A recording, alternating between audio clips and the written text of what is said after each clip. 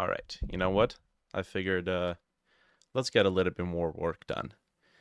Let's do an animation for the fire. Hopefully we can do one that causes it to... Oh man, I just realized. If you have Facebook open on your phone, it if the phone goes to sleep, the app forces the screen to update. So keep consuming content, or they can keep delivering ads. What a scummy behavior, man. But you know, the marketplace and some of the groups I'm in are really nice. So cool. Let's make a fire. I gotta restart Krita. Let's make a fire sprite. We were using a single fire image before. I'm gonna see about doing an animated texture. 256. Okay. Mm-hmm.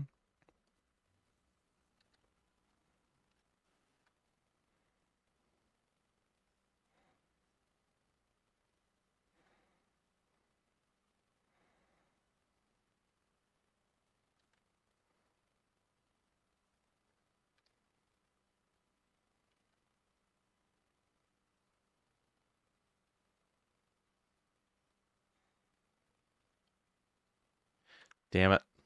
As usual. Painted on the wrong layer.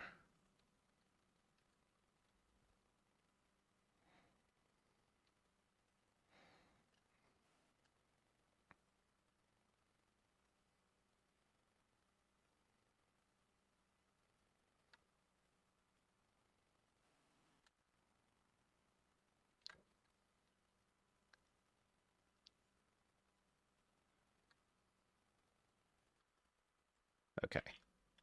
That looks more like a pile of grass than flames.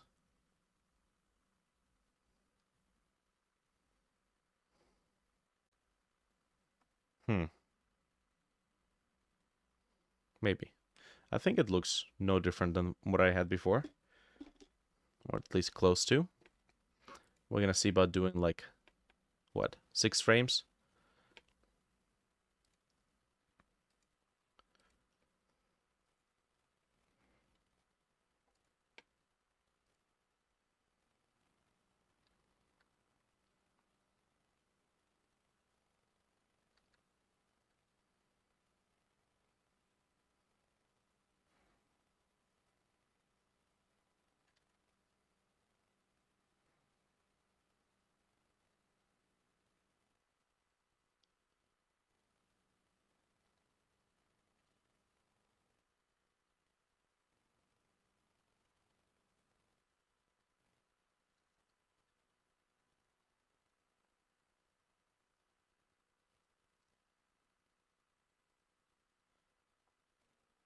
We can actually set it to create a new frame.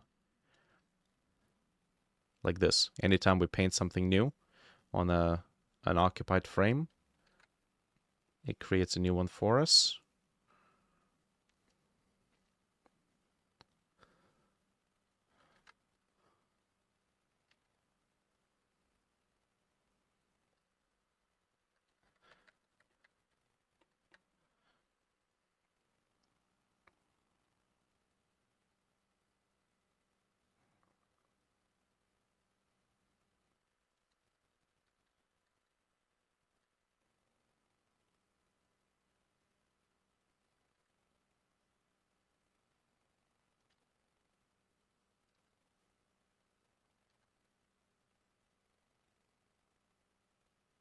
I'm going to see about dissipating this.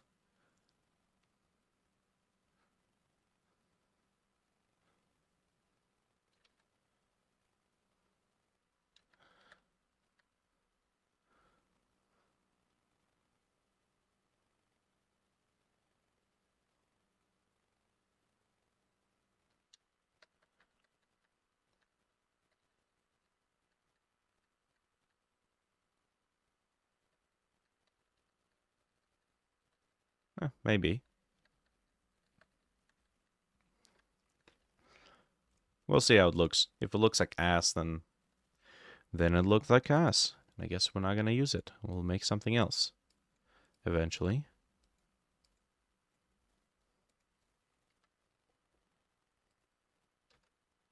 Right.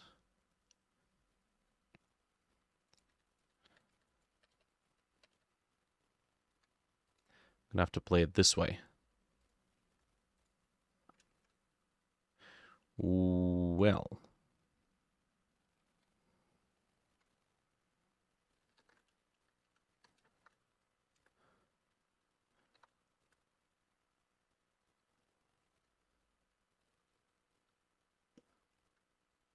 Mm-hmm.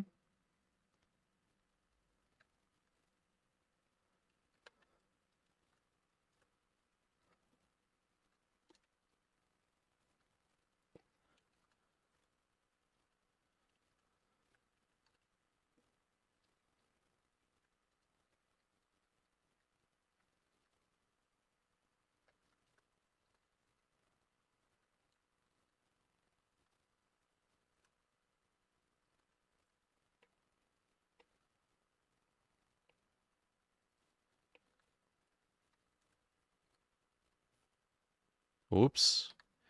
Let's not do that.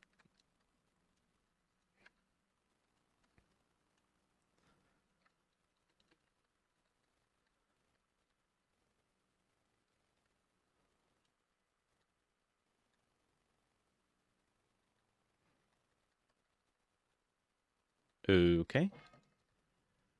We'll see if this works. I'm gonna save this.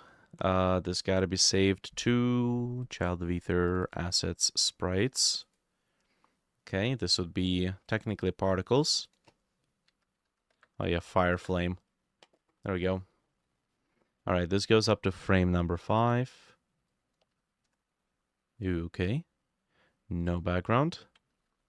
And then we're gonna get ourselves export a sprite sheet plugin to do its dirty job. Engine sprites. Mm-hmm.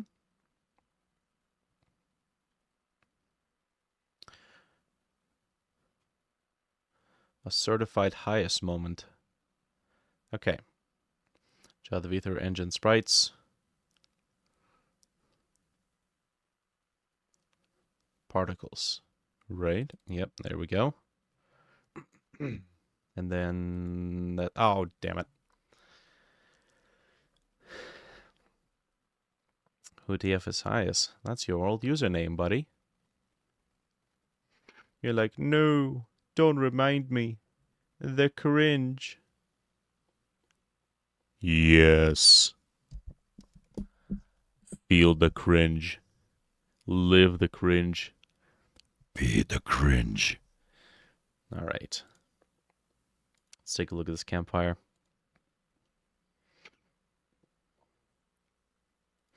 Embers. Right, that's one. What about the other one? Particles. That's the flame. Why can we not see it?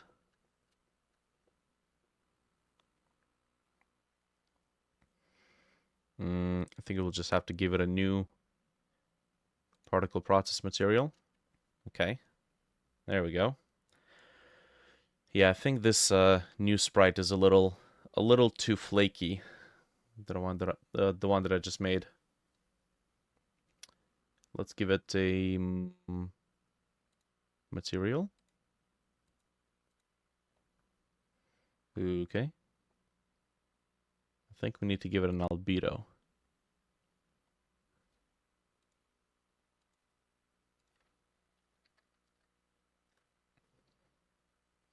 Okay, but that's not right. We have a different flame. Or do we? Oh, right. It's called sprite sheet.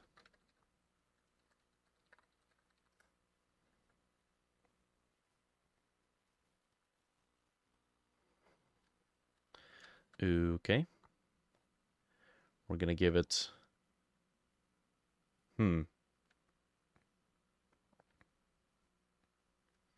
Actually, how do we make an animated texture with 3D particles. Huh.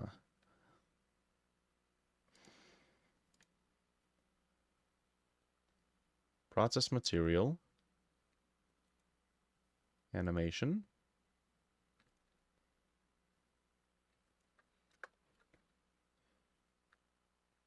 But we have to give it an actual material.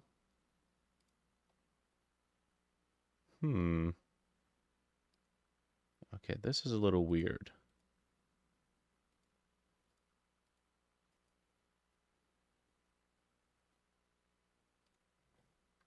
Okay, here's the material.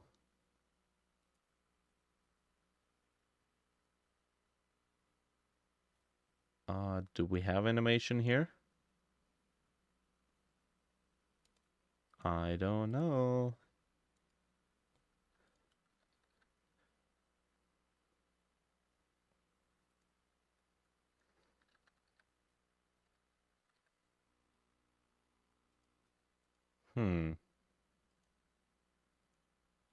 Okay, maybe 3D particles don't use the same shader or process.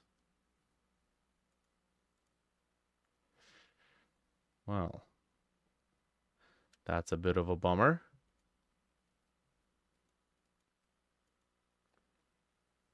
Okay, let me look this up real quick. Godot for 3D particle sprite sheet.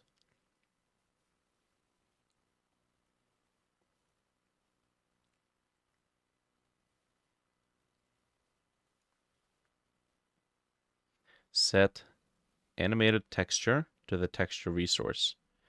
Not really.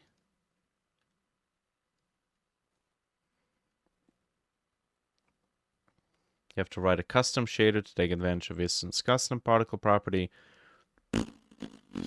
Oh man. Yeah, you know what? That's not worth it. Lock it. Whatever. Quick load. Flame. There we go. I'll just use this one.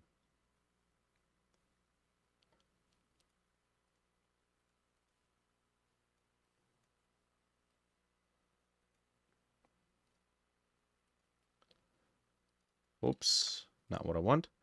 I want to copy it.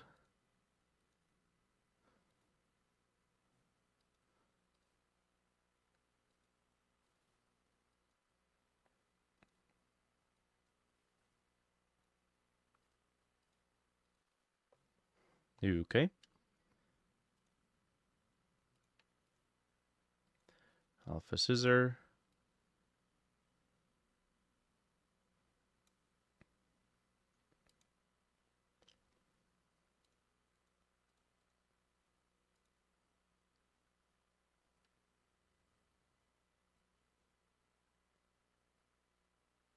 Okay, now we need to make it orient always towards us.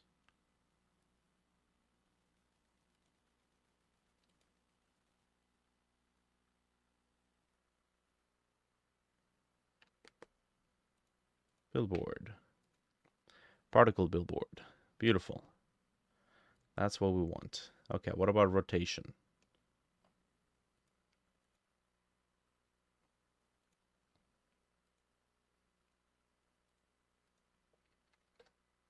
Okay, that works. Okay, let's give it a... Nope, we don't need the curve. There's no need for velocity either. We're just gonna do scale over time. Like this. And then we gotta give it a upwards velocity.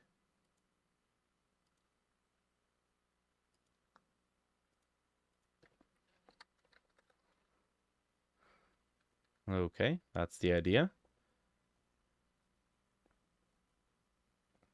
Except we set the scale to reduce to nothing, and it doesn't scale because we need to enable What do we need to enable? Fix size, use point size. No.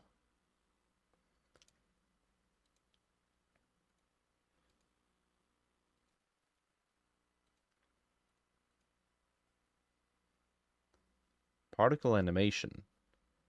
Well, wait a minute. Isn't that it? Particle animation, H frames, V frames? Hold on a second. Whoa, whoa, whoa, whoa, whoa.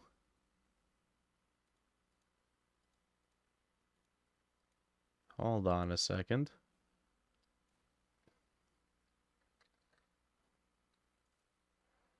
Okay, yeah, sure.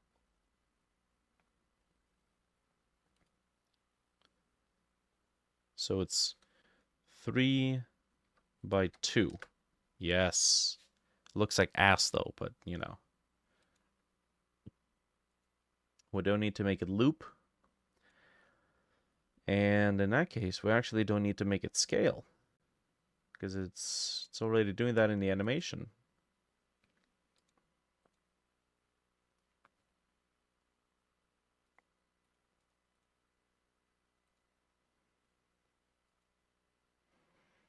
Mm-hmm. Maybe we can reduce the gravity.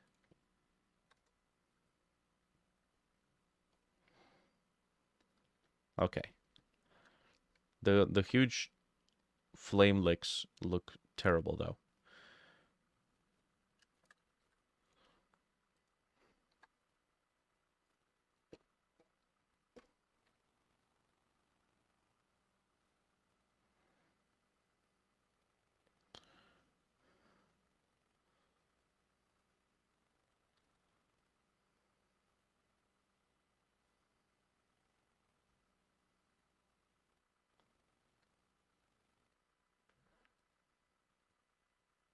Hmm.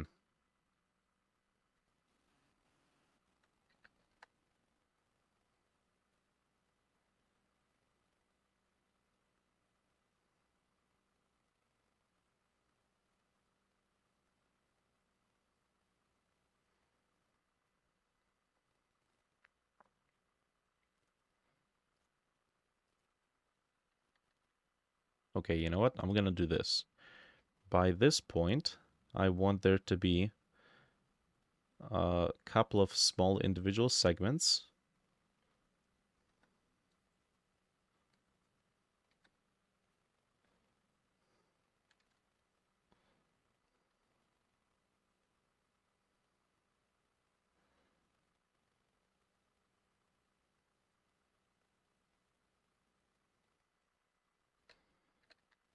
Okay, so we need to get from here to here.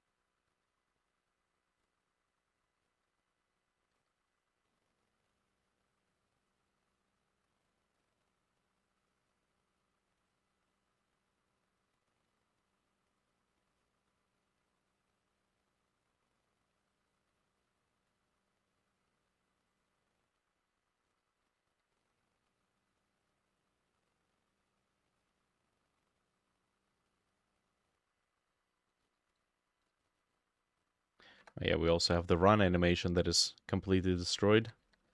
The run particle, that is.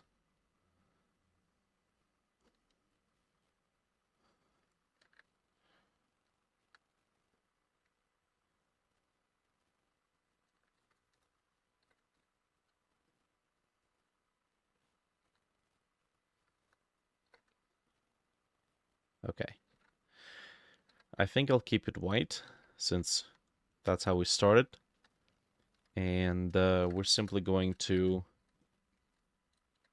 yeah, we're simply going to set the color in the project.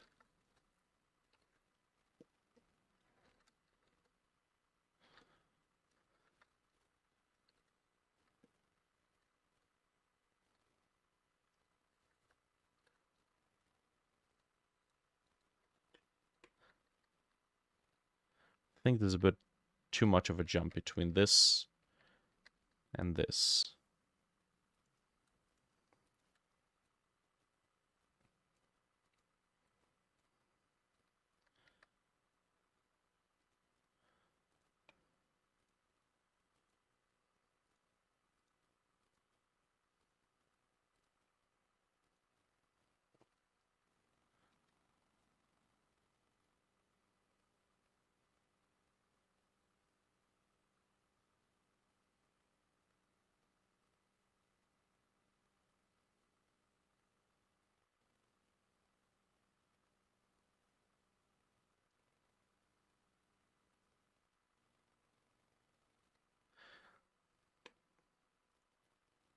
And just like before, this too looks like ass.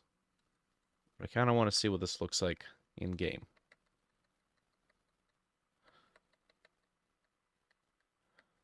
I think it's because these particles stay in the same spot. Okay. Whoops, I just realized I filled in the wrong layer.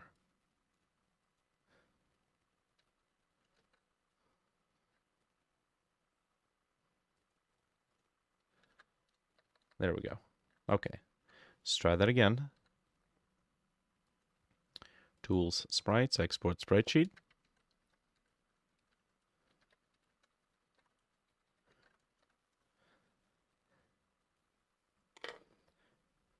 Okay.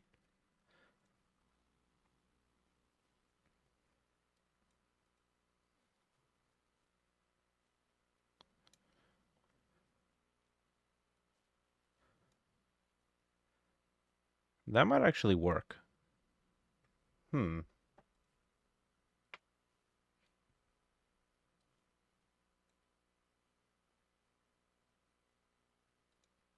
Backlighting. Interesting. Okay. There we go.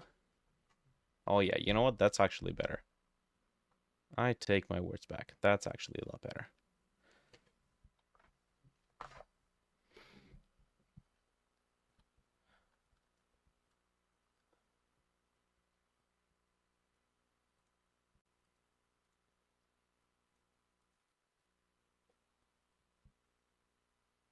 Yeah, that's additive transparency, which I don't think we want. It's not quite the right style. That's really cool. But that's what we want. We could actually use... we could use this as an effect somewhere.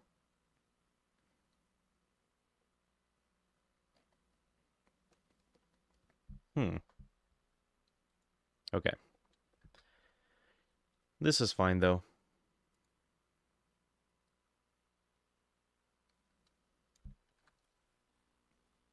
Okay, now we do have the other thing here. We have the embers. Now, I think we can actually just continue working with these embers. Let's just give it a new process material. We'll give it random angle. Okay.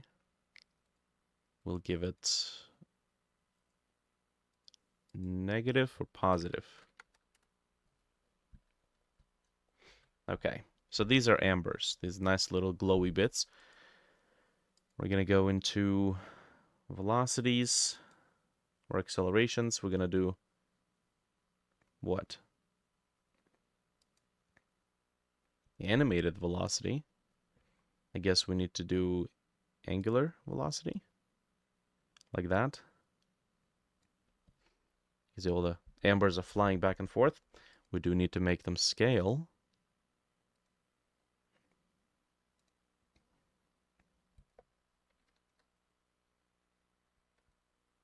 Okay, and right now scale doesn't work because we have to check something in here.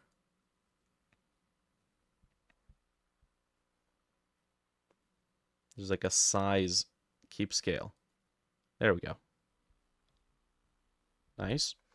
And then we can return back up here to the shader material and then give it a curve texture. Make it reduce, just like that. And that causes the ambers to kind of die off. Also, something really cool that has been added to Godot 4 is the ability to change the number of particles without causing the particles to all destroy themselves in order to take up the new value. That, I think, is a really cool addition. Okay, so that's the campfire. Let's get back over here. That's the campfire as well. Okay. Now,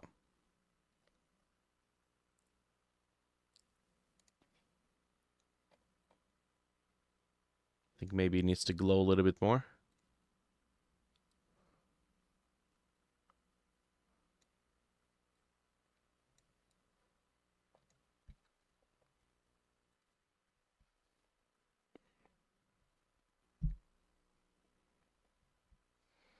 Cool. Okay. Now these little particles have they have shading on them. Let's see what we can do to reduce that. I think it's the ambers.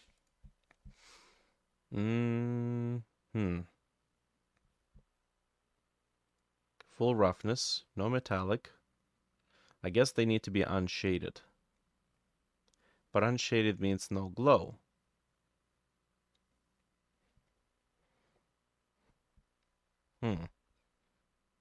Blend mode additive. Hold on. What if I disable this?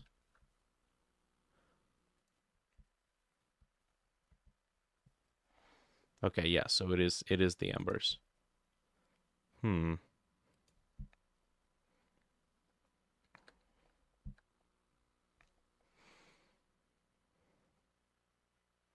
Okay, there's gotta be something that we can disable in the material. Disable fog, maybe? Although, that's kind of useful. Let me just see what happens when I do this. Okay. And no, that seems to have fixed it. But of course, this means that we'll be able to see that particle from... Oh. Well. Yeah, we kind of can.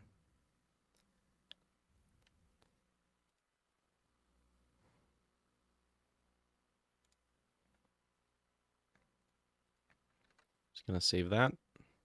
Let's take a look. Oh. What the heck? It's even more visible now.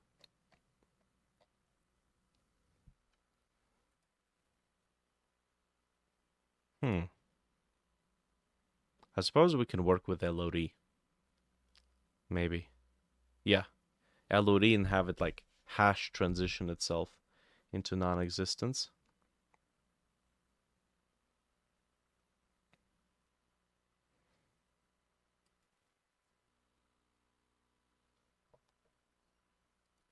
Okay, now is it disable the ambient light or the fog that causes it to be less visible? I think it's the fog.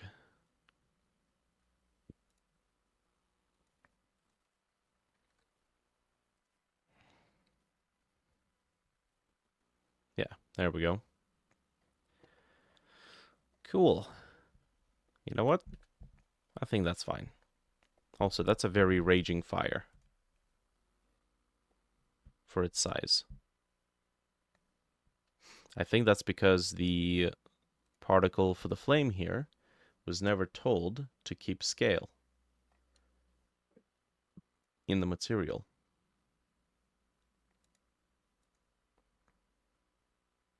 Billboard, keep scale. Okay.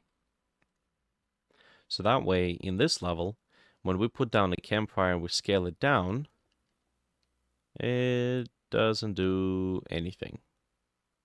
Hold on. Yeah, okay, so as you can see, particle stays the same. That's not what we want.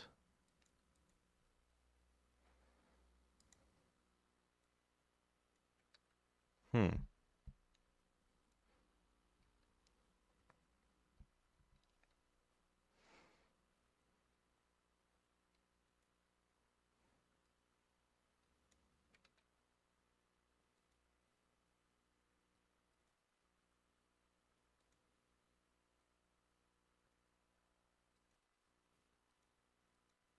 Hmm. Seems like only particle billboard has the animation feature, which I suppose makes sense. We can live with that. Keep scale. No description. Brilliant.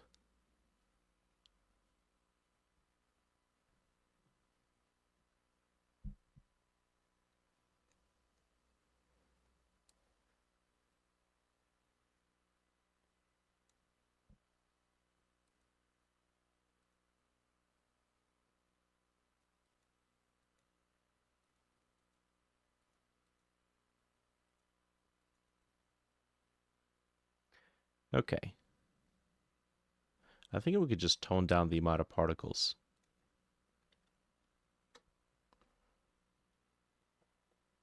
Sure. That should be okay.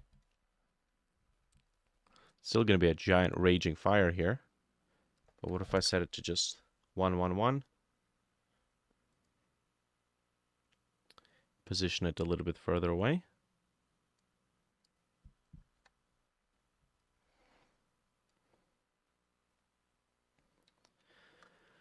Okay, there we go. Now, do I have enough time to deal with this nonsense?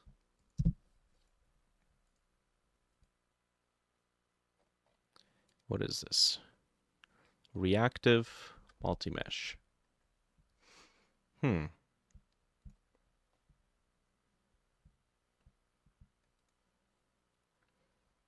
so it has a material. It has its own wind, noise, and then index texture. All right, let's take the player. Pop the player in here.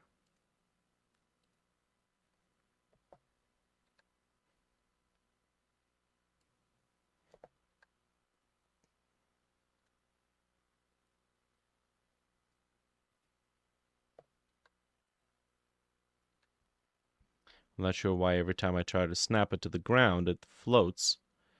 Maybe it's because there's a nav mesh on top of here.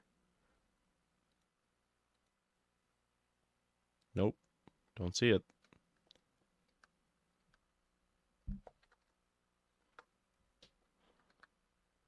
Maybe. Hold on. Well, there's something here. It's definitely not the nav mesh. Okay. Update editor collider. So that now... Ooh, don't delete. Nope, still doesn't want to snap to the ground. Alright, fair enough. That's fine. Let's give this a test so we can inspect if these ferns are actually getting their index texture. The index texture is what we use to essentially write a pixel to, and depending on... Ooh. Interesting. My forward is backward, my backward is forward. It's because this rotation is messed up. Right, anyways. So when we have like a couple of hundreds ferns, being able to tell them apart is done by writing a texture. And when we cross one of the ferns, we cross the collision, we write a pixel to a particular coordinate in a texture. Okay. So this is reactive multi-mesh scatter. Okay, so let's go find multi-mesh, mesh, And then we get the material. And then the material is supposed to have a texture, and it does not. Okay. Oh, you know what? I don't see a script. Oh, no. The script is there. All right. Let's go figure out why the texture is not being created. Unless, hold on. Has a scatter. Reactive. Yes. Okay.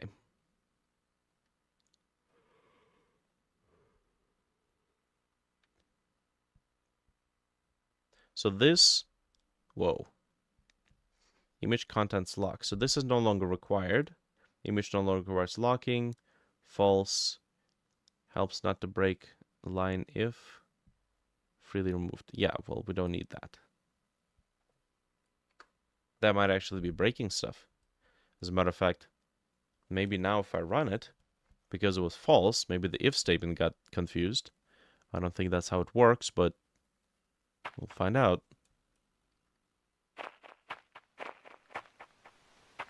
Okay. So, one more time.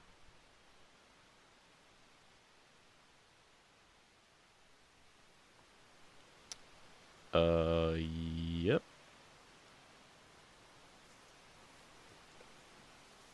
Nope. No texture.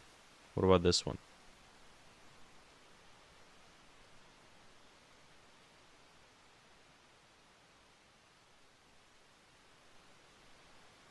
Nope. No texture here either. Okay, so let's start by looking... Does this actually run? Print.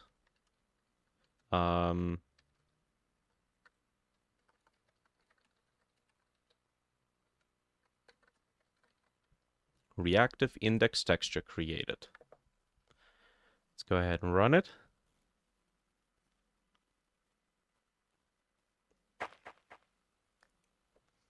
Okay. I might want to get rid of this. It does say reactive index texture created, but I don't believe it. Because we don't see one. Let's see.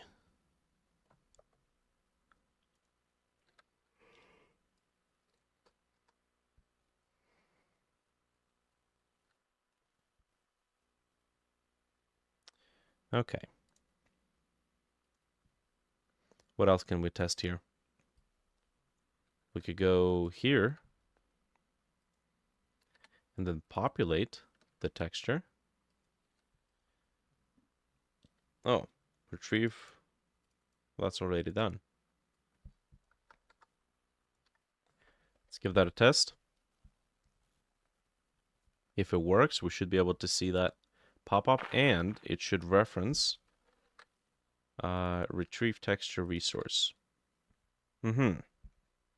So retrieve texture resource, image texture number index, image index. Okay. So what gives? Well, I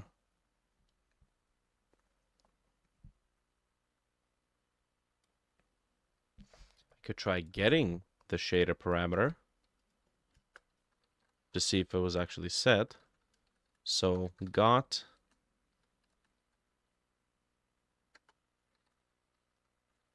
and then we'll do get. Okay. And now we'll see.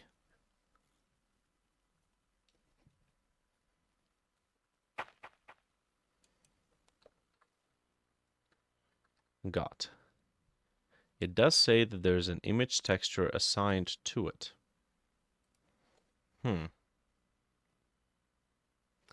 Okay.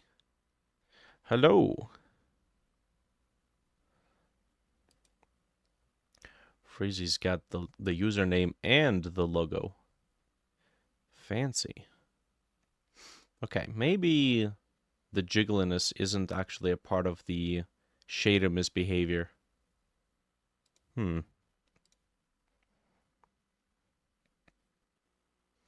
Let's double check that. Let's go back to that's the mesh, surface 0, and then pop in the shader.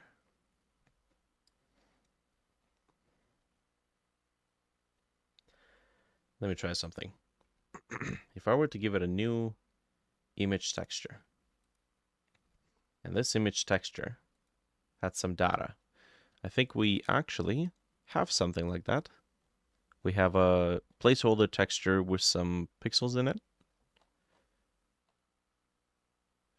Textures, utility, fern index texture. There we go. So technically this is what we're supposed to be seeing. There is one single pixel there.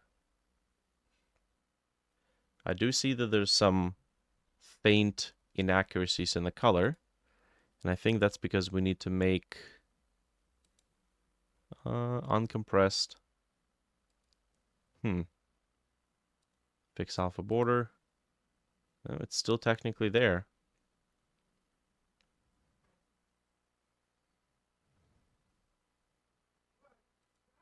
Detect 3D. Disabled. Okay, there we go. I think that's good.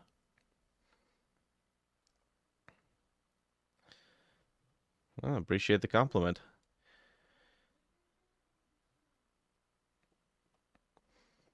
I just like doing game dev.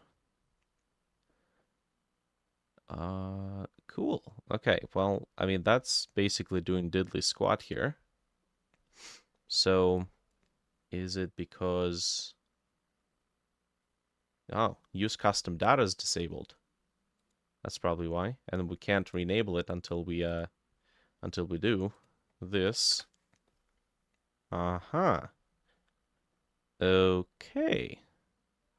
So, okay, that's interesting.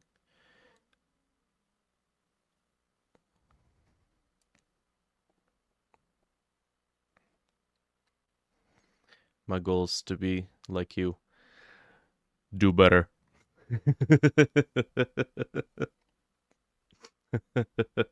There can only be one me.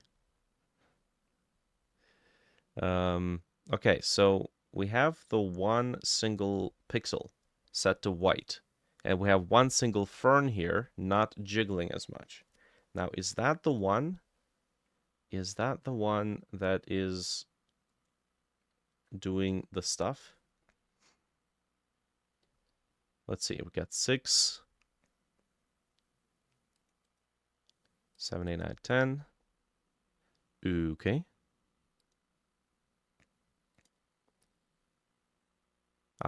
Region. I'm just gonna spread these out. You know what? Let's go back to the shader. And player collision wiggle.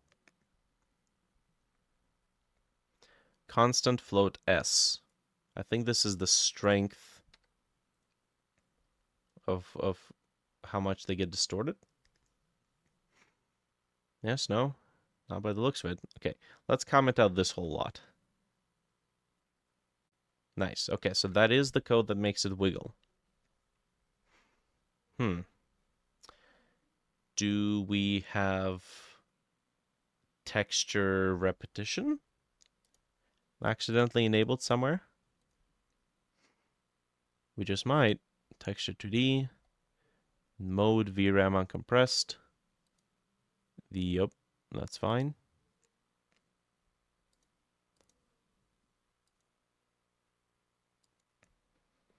Okay. And, oh yeah, you know what? We don't have the mirroring properties in here anymore. They are located now somewhere in here.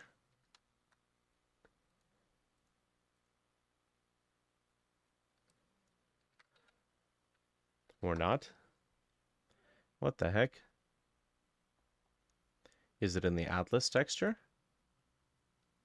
Let's see. So we go Atlas texture. Or not, I suppose. I don't think it's going to allow me to do it. Yeah. I don't think it's going to allow me to do it. because it's probably just overriding it over and over again. Rotation order. Visibility. Nope. Interesting. Okay, hold on. Let's try this. Let's get sprite. No, sprite 2D obviously has... yeah, it has its own texture property, which is where we would set it to be this. Okay, so not this. Let's do 3D node. Mesh instance. We're going to give it a quad mesh. This is all just for a test anyways. Let's give it... Yep. Standard material. I think so. And albedo. We'll give it an atlas texture. And here we got squat. We got diddly and we got squat. So how do we set the repetition on a spatial? Let's take a look at this. Godot 4 texture repeat spatial. Godot 4 3D repeat texture.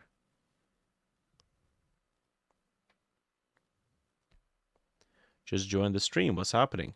Trying to get the ferns to work again after the port. You need to use triplanar options for the spatial material. Nope, that's not what I want. It was working before, then I ported, and now it doesn't. Okay. I think I need to look for mirror. Because repeat is, everybody's going to be talking about triplanar mapping.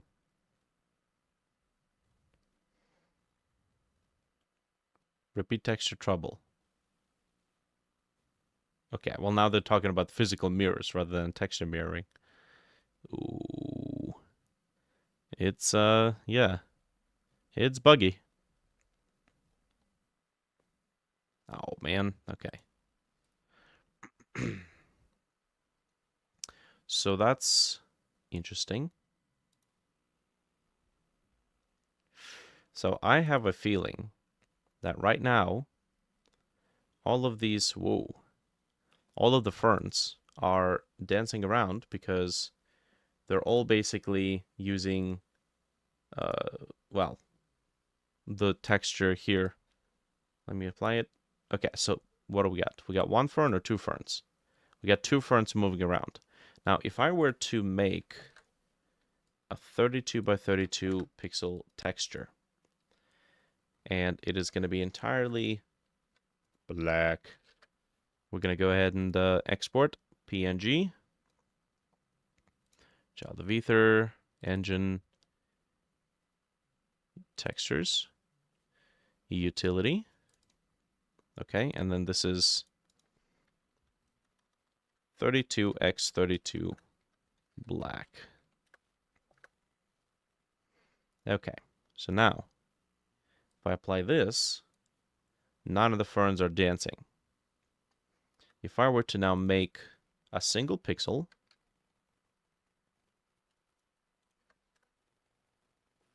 like let's do this one. Oh, we need to use a proper pixel brush. Here we go.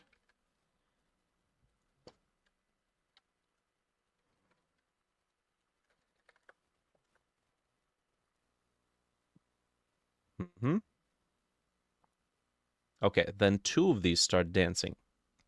But the problem is that it's not supposed to be two of them. Excuse me.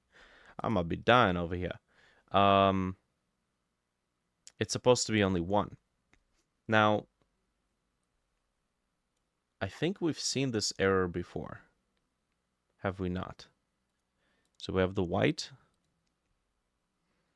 Fix alpha border, pre-multiply alpha, normal, HDR sRGB. Nope, that's not going to fix it. MIP maps, no. No compression. Normal map, detect. Nope, it's not a normal. Channel pack. sRGB friendly. Okay. Roughness. Nope.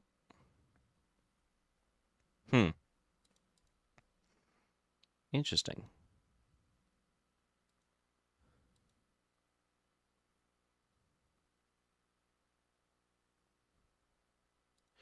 Yeah. Okay.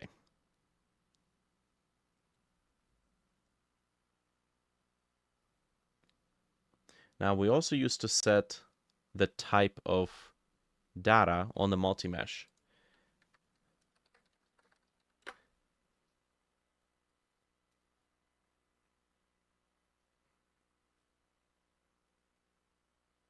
Custom data array, packed color array.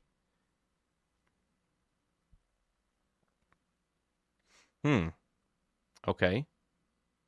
Instance count. We have methods. Set instance custom data, which uses a custom data color. Set instance transform. Set instance color. You're solving a bug as well? Well, that's the life we've chosen. Use colors, use custom data, visible instance count. Visible instance count. Oh yeah, that's how many we can see. Transform format. Okay. If true, the multi-mesh will use custom data, see set instance custom data. Can only be set when instance count is 0 or less.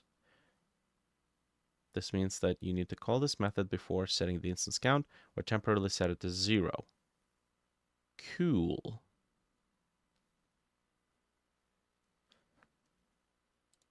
Let me double check this. Here,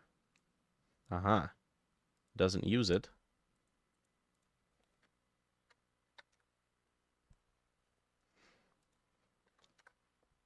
I guess 10 is fine. We no longer have the ability to set what kind of format it's using.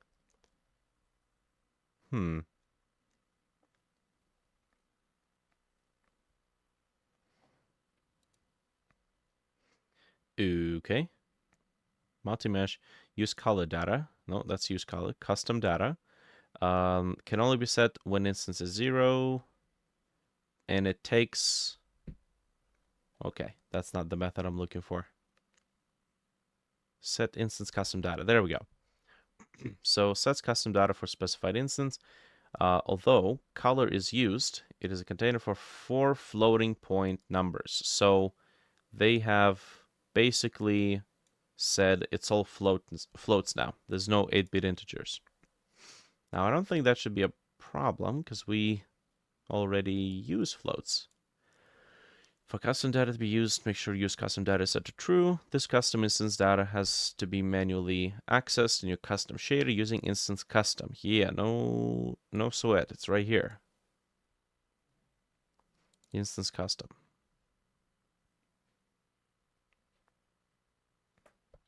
Okay. Now, this is maybe where we're having an issue. If it's a float, then perhaps we need to make sure that we do the conversion here and not in the engine.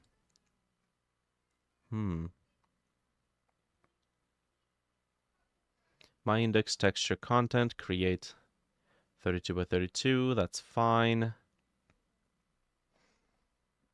Where is it? We run the generate command, generate shapes.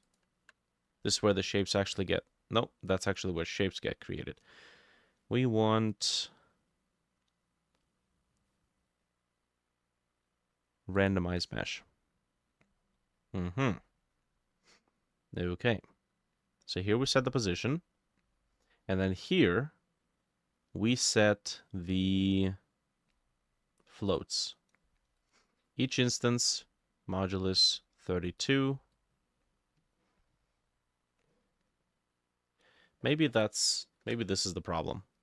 Let me double check what we're actually getting for these values. Whoops. Print. Oh yeah. If test is true, I don't want all of them printing this thing.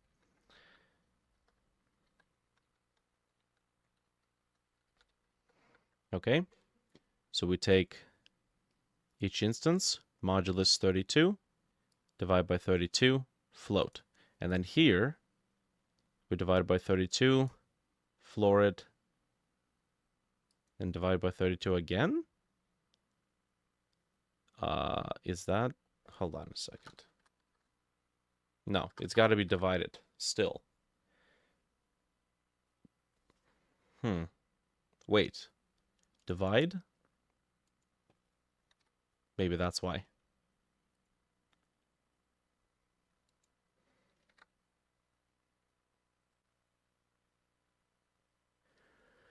We divide it by 32, floor it, and then divide by 32 again. I guess that's to convert it to a float. That's great. Okay. Let's double check this. So we're going to go to the level. I'm going to take this multi-mesh, set it to test. The other one can chill out.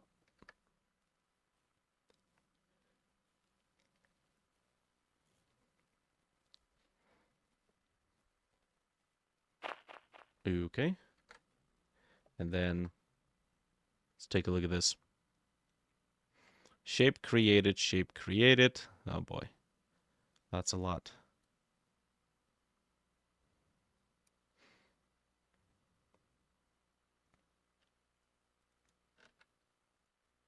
Okay, let's get rid of some of the stuff.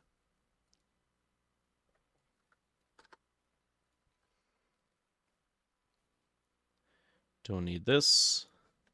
We know that the resources exist, they're just probably not being set.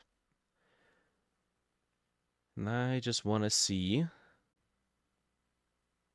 hold on a second. That wouldn't actually run when we run the game. That would run here when we scatter. Okay. We should have used print s.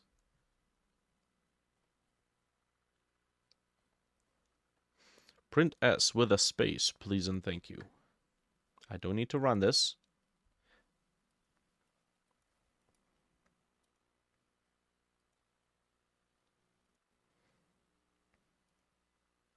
Okay. So, effectively, these are coordinates on the UV map. 0, 0.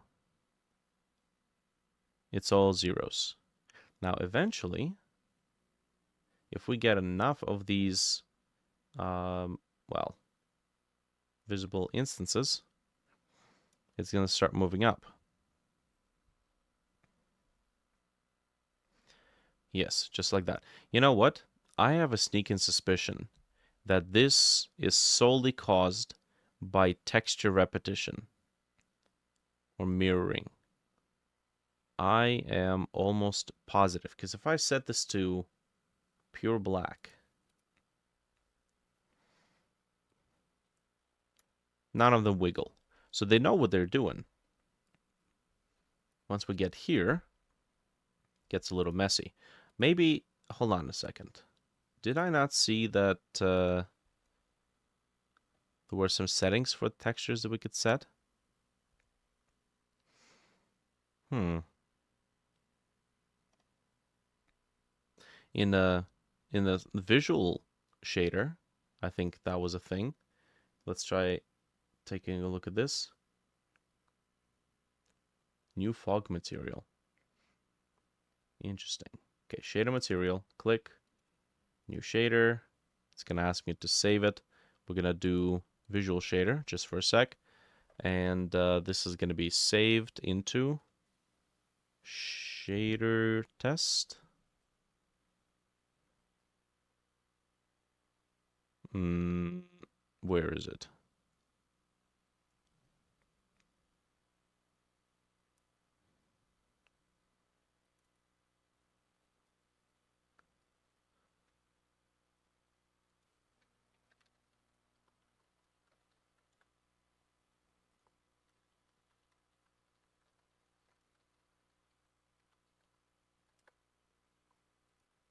Okay. Here we go. So, if I were to give it a texture,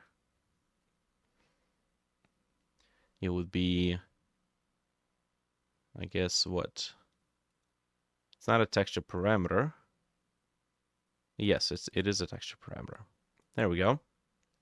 And then see here, we have repeat, which is set to default, which is true. And then it's got all this other nonsense. The problem is that we don't have instance or custom data access here, which sucks. That's why we can't use this. So if we can adjust this property here in the visual shader, we should also have the ability to adjust it in the code shader. So if we go here, we have our uniform sampler, this one, index texture. There's got to be a way to set this to be non-repeat. So I guess let's take a look. Godot for shader, shading language. I am hoping that they will outline this. Okay. Sampler cube array. Okay. What are we looking for? Sampler 2D. Okay. Sampler 2D, binding 2D textures, which is read as float. Sampler type, binding, which is read as an integer. Read as unsigned integer. Texture arrays, texture arrays, texture arrays. Okay. Uniform sampler 2D image. Source color.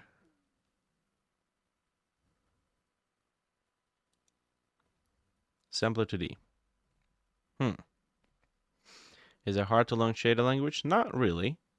Starting with the visual shaders is actually a very nice start. This is you know, this just takes a little bit of getting used to, little by little. Today is earlier than usual. Yeah, welcome. Okay. Sampler 2D source color.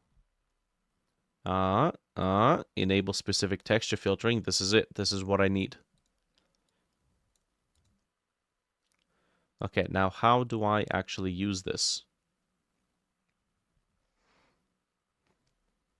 Sampler 2D, repeat disabled, and then linear, linear. Yeah, filter linear. So it looks like repeat, and then it's underscore enable or underscore disable. So how do I use this? Is it...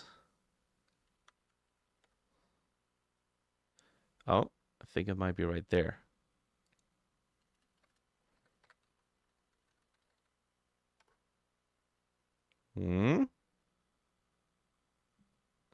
Okay. And then also, can I put multiple properties here? Or do I have to OR them together? Filter nearest. Yes! Yes! That's what I'm looking for. Ah, yeah. Okay, perfect. So this is how we set those parameters on a coded shader.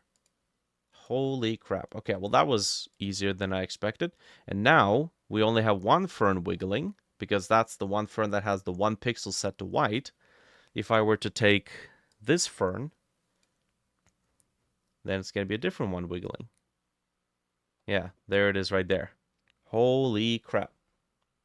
We might actually be able to make it work. So, okay, so here's the thing. As far as I'm concerned, the shader is now working. The only thing that's left to figure out is why in the unholy tits is it not creating the actual texture to populate here. So, we're gonna clear. Okay, so everything is kind of going haywire now. Well, that's fine. Let's run it. I just need to have it create that texture. Okay, so everything's wiggling, which means no texture. Now, why is that the case? Where are we creating the texture? It could be that this gets created. It says add to scene. Okay, so let's try this. I'm going to copy this here. So multi-mesh has been created. And I'm going to give it a name to print S. And then for this one, multi-mesh has been duplicated. So my speculation is that maybe the texture does get created, but then when the game runs, one of these two gets called, and then it destroys it with the new duplicate. So we're going to do this. Clear this nonsense. Switch to the 3D view. Run. We do have that hint that says only run when the level has entered, or when the node has entered the level. Okay, now can we get rid of this? I don't know how to get rid of this. It's printing every single shader we have. Huh. Okay, so it didn't actually print any of that, which means that this does not run in the game, so this holds true. Now, let's go take a look at that texture.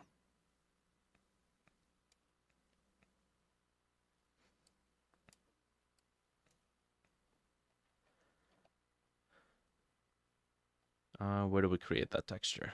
Here we go. Okay. So, if the ready function gets executed,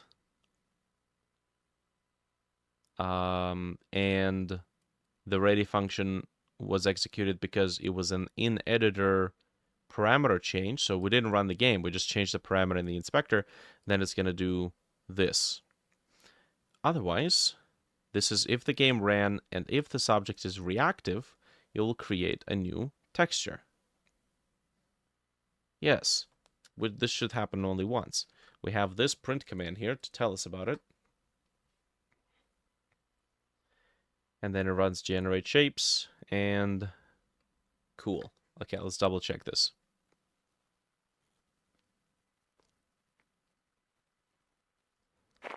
Okay, so it says retrieve texture resource. It did it twice because we have two of them. What if... Hold on. What if it simply can't apply the texture?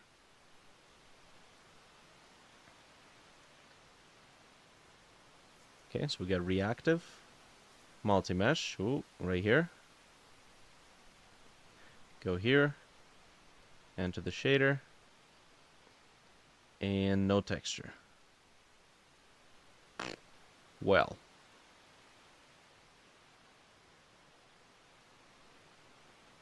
If I give it one right now,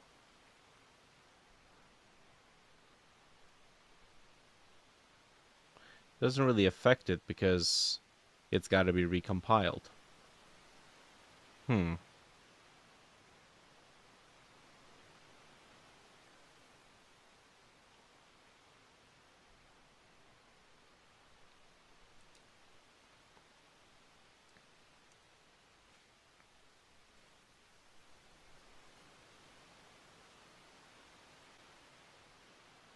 Index texture. What if the format is wrong?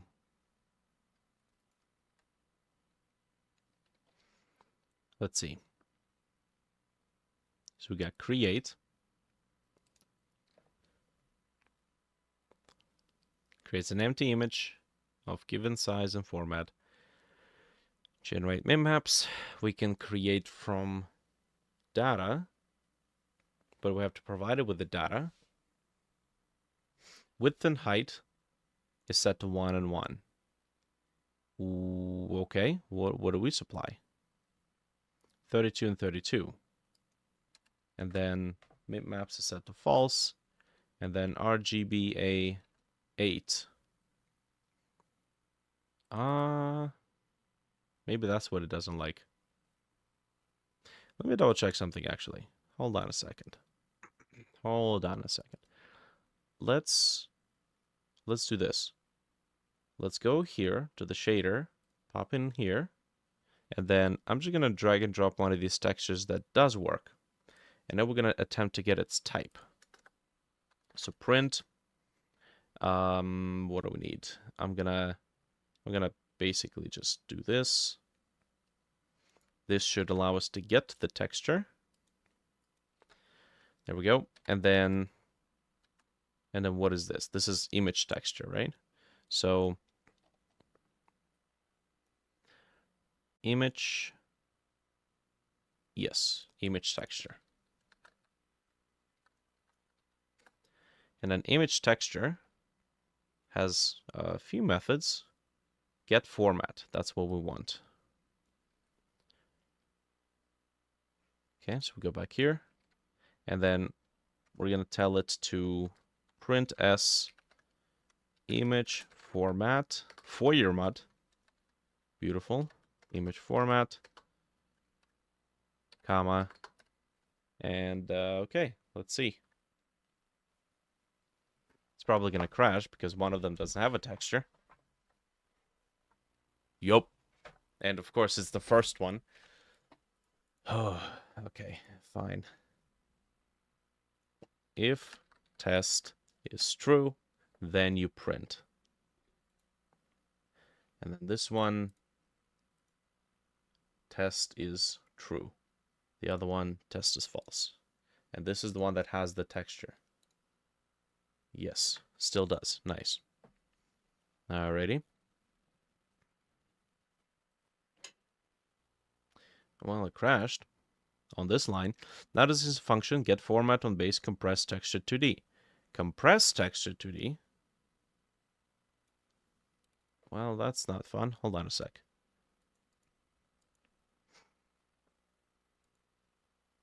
Why does it think that it's a compressed texture 2D?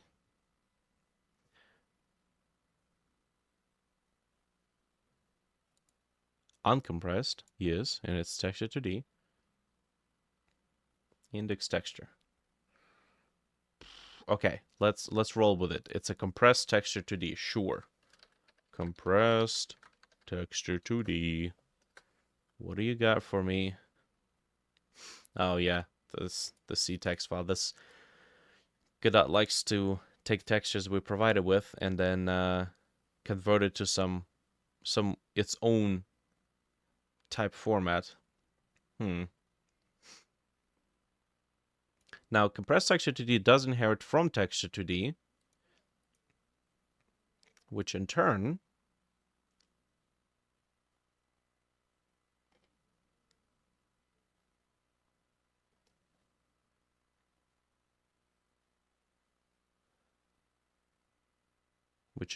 inherits from texture. And this has diddly squat. So, beautiful. Texture is a basic class, common texture size, texture 2D, and image texture. Well. Okay. Compressed texture 2D. Let's go compressed texture 2D. A texture that is loaded from a ctext file.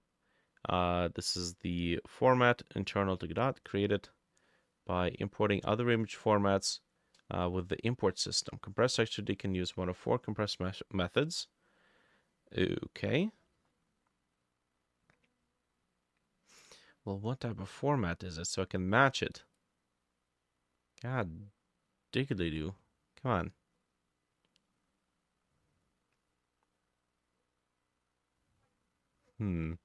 So maybe it doesn't have a format? No, that's stupid. Come on.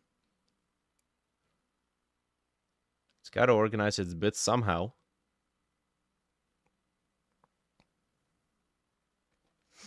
Okay, let's try this. Godot compressed texture 2D format. Oh, yeah, well, I've read that already.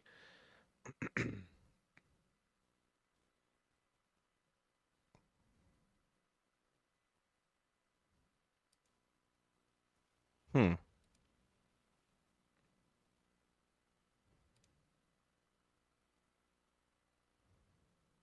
Okay, so we're kind of left here without a clue of what kind of format to use. So maybe we should just try all of them.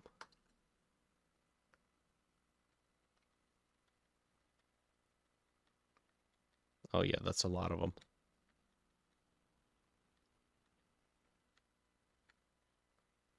Hmm. Yeah, pretty much. In the trance of trying to figure out what the heck's happening. So we could do RGBA 8 before, but now we can't. Okay, let me double check this. Image resource. We're gonna do create, format, and this is the list of formats available to us.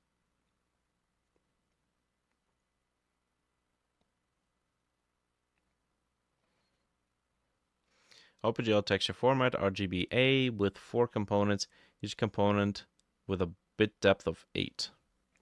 We create an image texture, and sRGB to linear color space conversion is performed.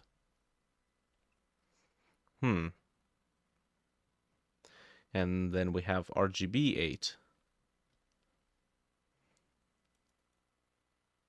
Okay, but when we use a multi-mesh, set instance custom data, it is explicitly using color, but it's just a container for 4 floating point numbers, red, green, blue, alpha. So it has to be RGB8A. Yes.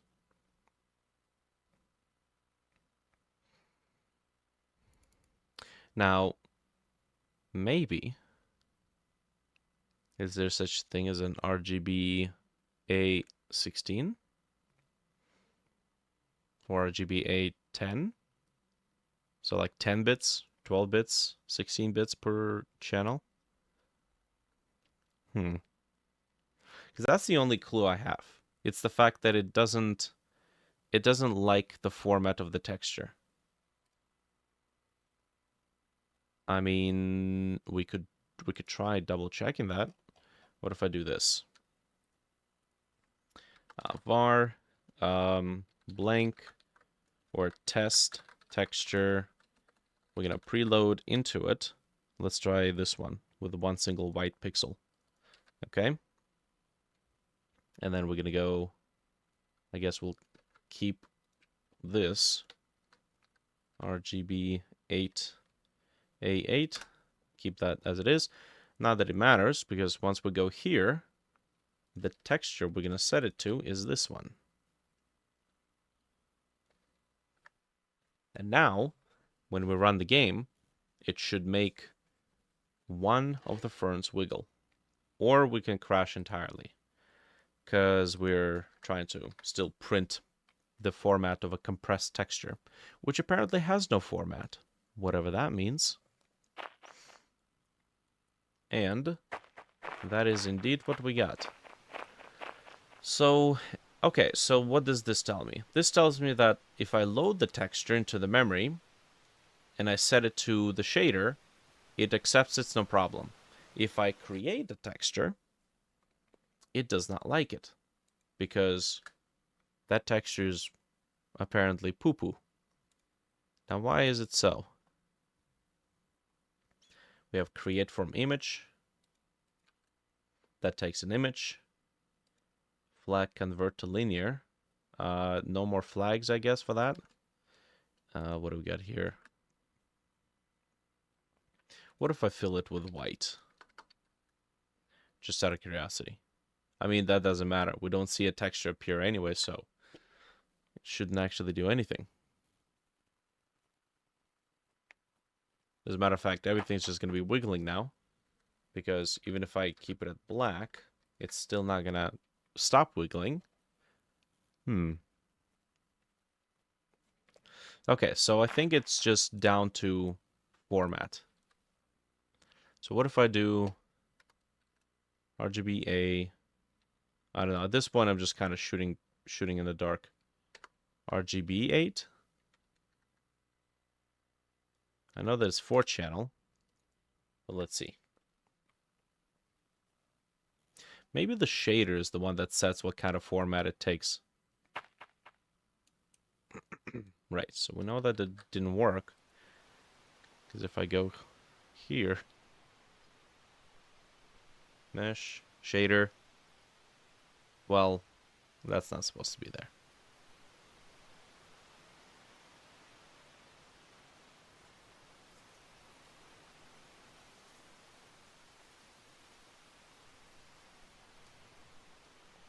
Right. Okay. So nothing's there. Let's keep going.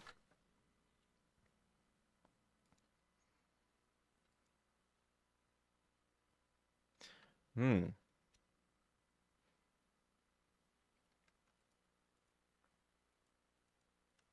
me double check this.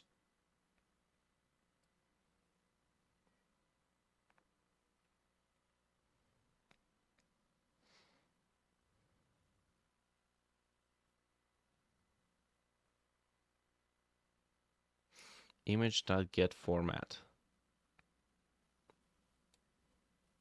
Create from image, we give it an image. Set image, update.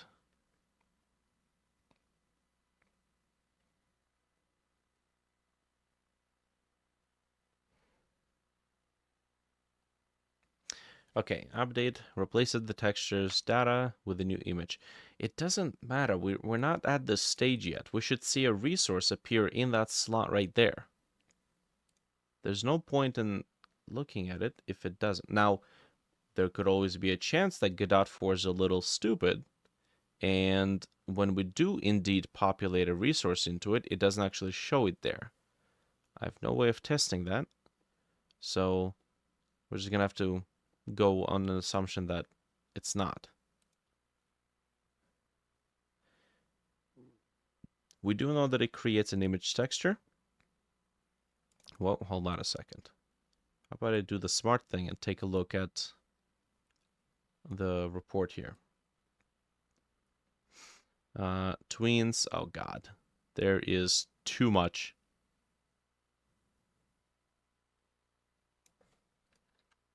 And there's no search here either. Is there? Nope. Okay. H-Terrain is complaining. Okay. Tween can be created.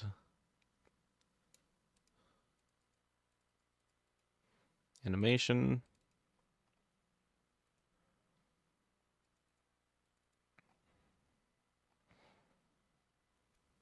Screen texture has been removed in favor of using hint screen texture with a uniform. Okay. Hint screen texture filter linear bitmap. Near the top of your shader. Oh, well, that would have been great to know about 30 minutes ago when I was discovering that. Screen texture. I think this is for post-processing effect. Shader compilation failed. Set code.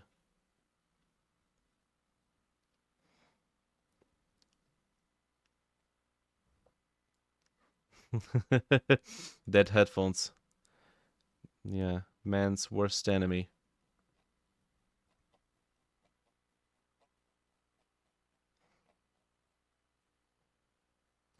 Unknown height map format.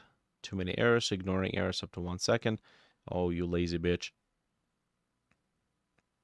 Cannot set class navigation. Tween. Tween. Multi-mesh scatter. Invalid image. Image is empty. Is that the clue? Invalid image. Image is empty. Create from image. Image texture contents. Okay, so it thinks that the image is empty, so it could not... It created it, couldn't populate it. Okay, so now why does it think that it's empty? We create it, we fill it.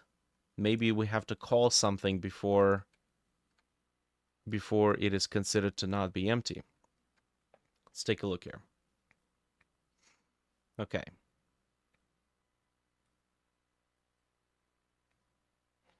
Fills image with color.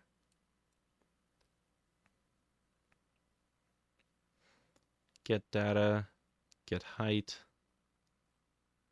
is compressed. Loads an image from file path. Nope.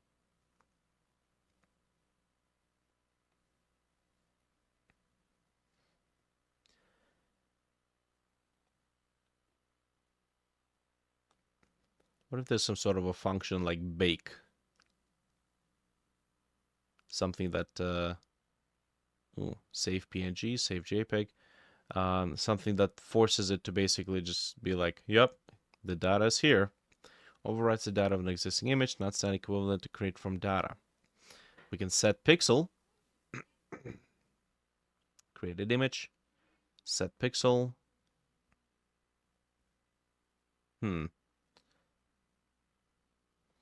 Shrink, sRGB to linear. Okay, let's try doing a set pixel command. I don't know. Maybe that's gonna help us. Maybe won't think that that it's an empty image. Let's set a pixel on 2 on the x coordinate, 2 on the y coordinate, and then the color. Whoa, come on. Color's gonna be white. Alrighty.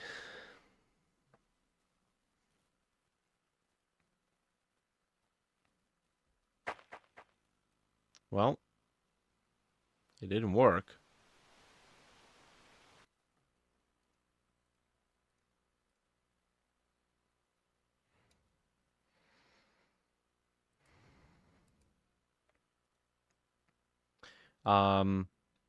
Okay. 2 is out of bounds. You stupid? Excuse me? Image create width height. Format. RGB. Okay. I'll just do that. RGB A8. Just for good measure. Okay, so still nada. But at least we have some sort of feedback here. So why would it think that the pixel coordinate of 2 by 2 is out of bounds when we create an image? Maybe the way it's created is wrong. Creates an empty image of a given size and format.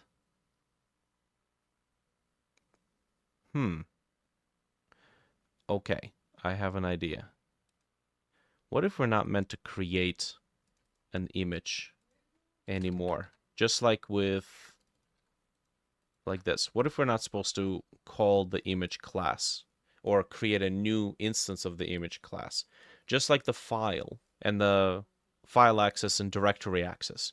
What if we're supposed to say, talk to the class, tell it to create an image, and then, because it says it returns an image resource.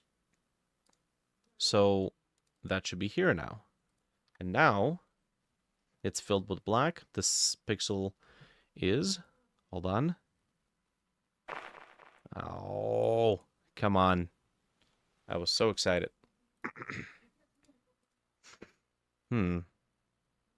Is that really not what we're supposed to do? Man, I gotta deal with all these tweens. So many tweens. Spawn resource. Wild resource spawner.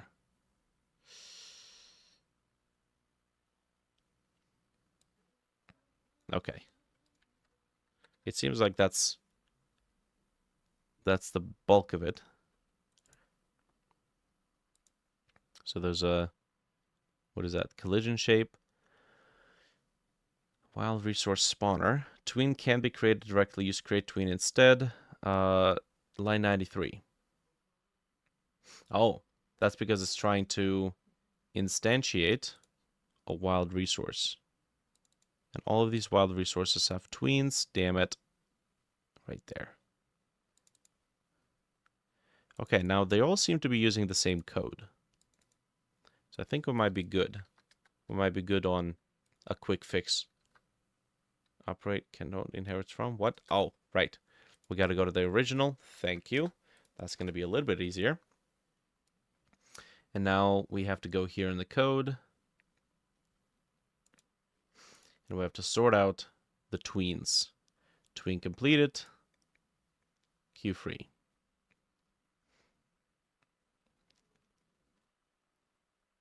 Generic single time forageable. Oh, this is for picking it up. Okay. We've already done this. Yeah. Picking animation, however, is supposed to make it shrink to nothing. And I suppose that we should do T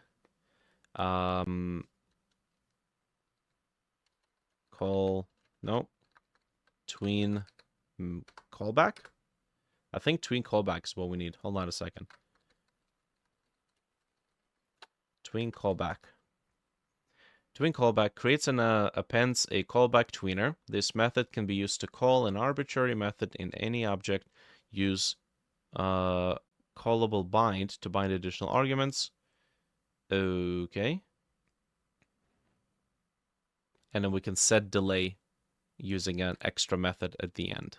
Okay, so tween callback, func, we're going to call a function, destroy. Well, let's do pickup destroy. Okay. And then here, callback is going to be pickup destroy. Just like that. Whoop. And then we're going to set the delay of how long? 0.2 seconds, I think. That's how long we have to wait. Okay. So now that should technically stop complaining. 727 errors. Let's try running this now. 431 errors. Okay, so never mind. 571. So that's a good chunk of them done. It doesn't really resolve the problem with the reactive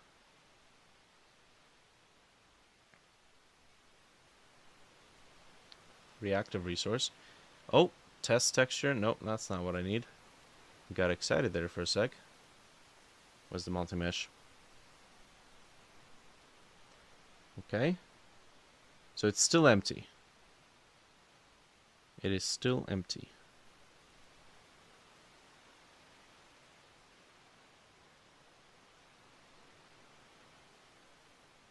For some reason, use custom data is set to false here. And this one's empty too.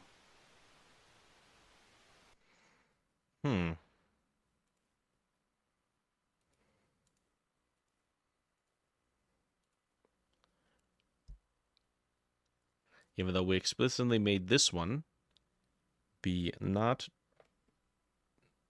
be enabled, unless we load it as a resource. Actually, we don't. We duplicate it right here. Oh, no, we actually set it. Multi-mesh new. Transform format, transform 3D, use custom data set to true, and then we do this. Okay, that's honestly a little weird. Okay, let's go take a look at the debugger.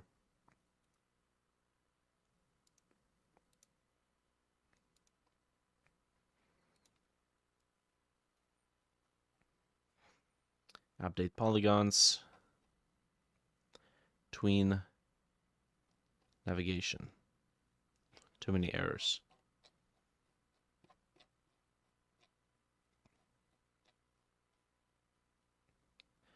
Okay. Shaded compilation failed. Screen texture. Interesting. I don't see it complaining about the texture anymore. Hmm.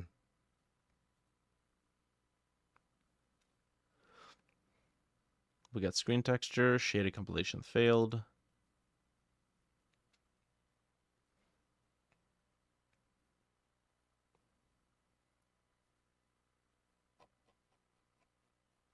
Logger GD, unknown height map. 12.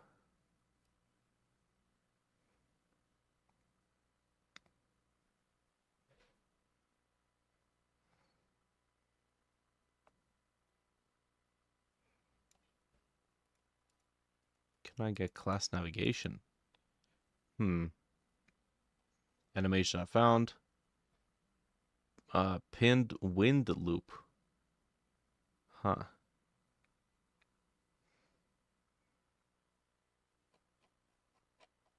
Well, this is as exciting as it gets. Hmm.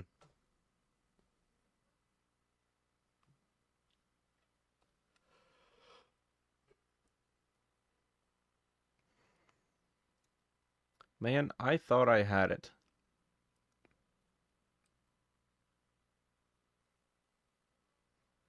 That is so damn close. Okay, we got here.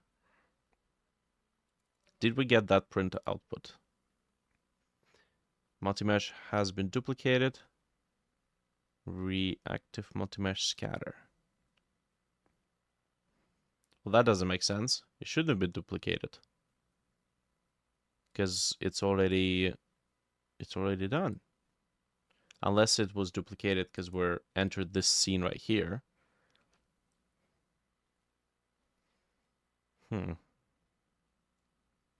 Yeah, we could try to do this. If get, what is it? Edited scene root.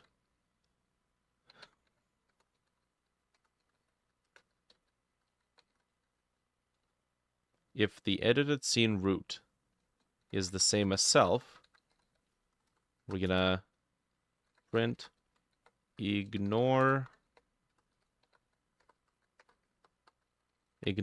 scene entry because self, and then we're gonna do return. I have a feeling that when we enter this scene, it says, oh yeah, we've entered the scene, and then it runs this whole thing, and it causes it to destroy the multi-mesh and create a new one. So we're gonna do this instead. Close this, get rid of this, get rid of that, get rid of this, get rid of that. Oh boy, looks like a bunch of spiders. Spiders. Test reactive. And then we enter the scene. Oh, no, it says multi-mesh has been duplicated? Randomize 6. What the heck? Hey, you're not supposed to do that. Multi-mesh has been duplicated. So every time we switch to this scene, it just kind of does it. Multi-mesh has been duplicated.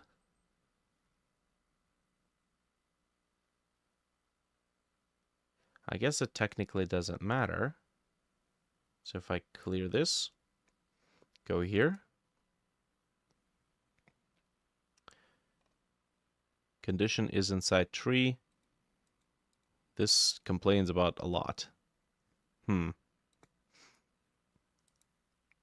Okay. Randomize 6. Okay, so that's cool and all. I doubt it had any sort of effect over the texture creation. But let's see if that's the case. Okay. That's not the case.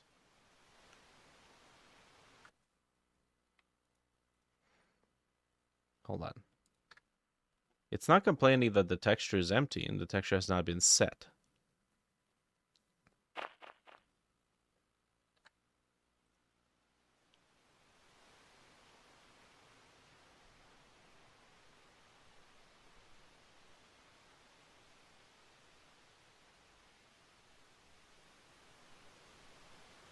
And yet there's no texture here.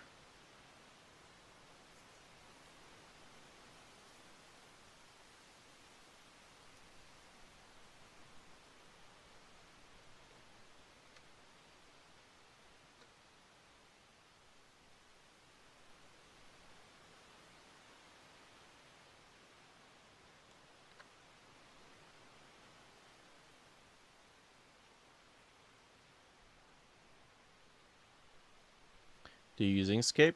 I do when the job needs it.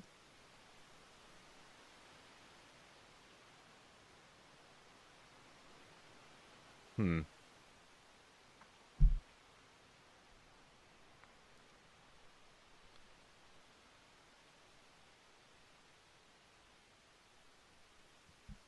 Okay, just for sanity check. If I go back down here,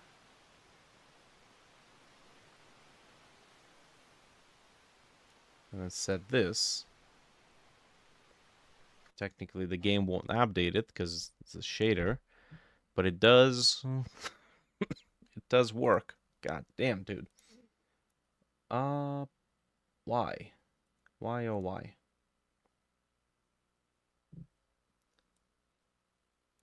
Do this one? A different wiggles. If I do all black, interesting. That one wiggles as well. I might have to make sure that the shader gets duplicated too. Um, hmm. What if that's the problem? What if we have two of them and one of them nukes the other? Let's try this.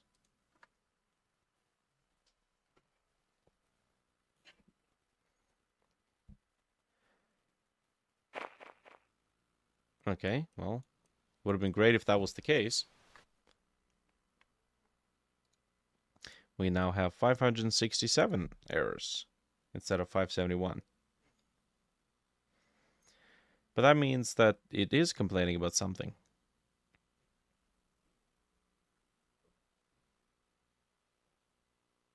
Okay, hold on a second.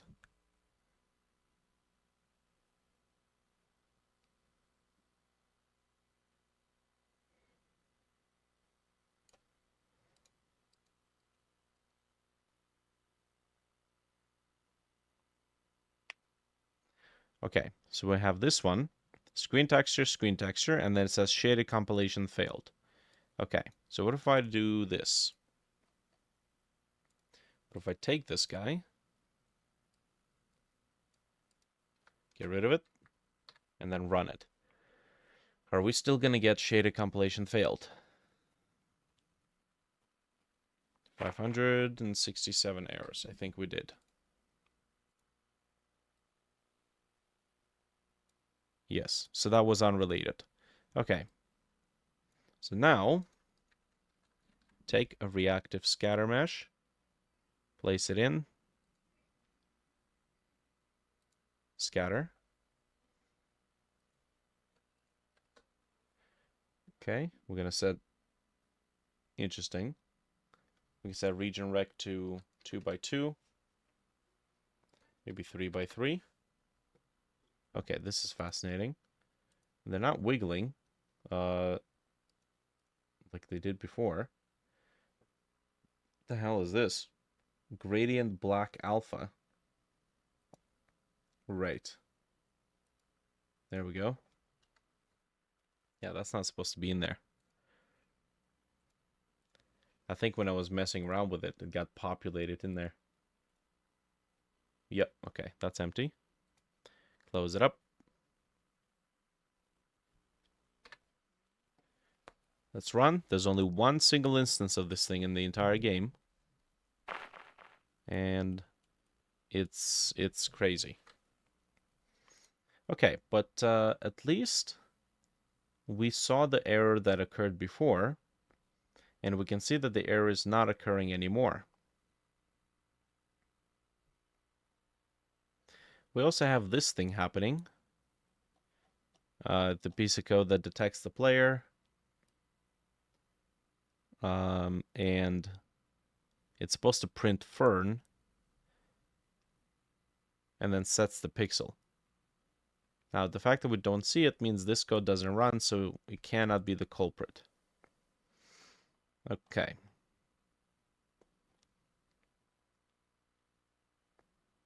We have this piece of code.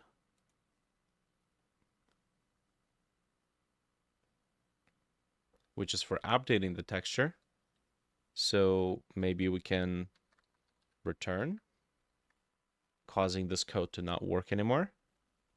Because maybe when it updates the texture, it breaks it, and it doesn't apply itself anymore. Let's see. So go to remote.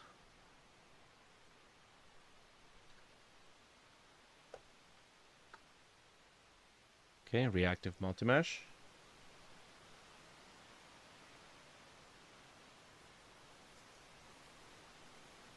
Nope, still empty. Still not up. Okay, so that was fine. I'm gonna keep this disabled, and we're gonna keep going. Okay. It says reactive texture resource, image texture.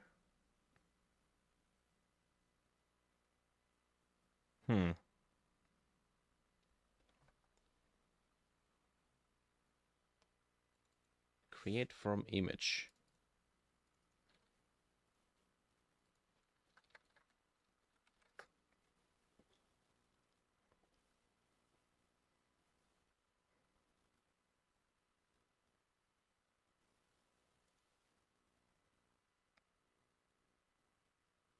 False, format RGBA8, set pixel, texture, image texture, create from image.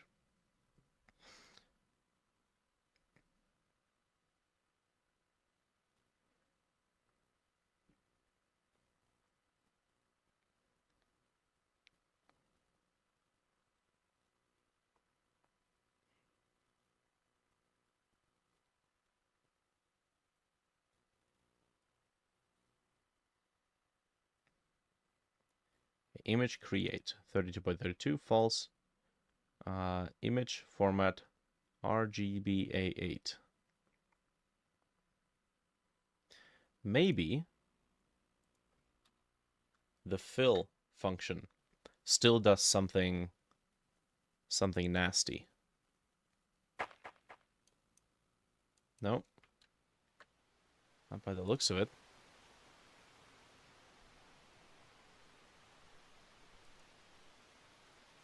Nope, still no texture. Okay. When we set the parameter, is there a return of some kind? Void. No return.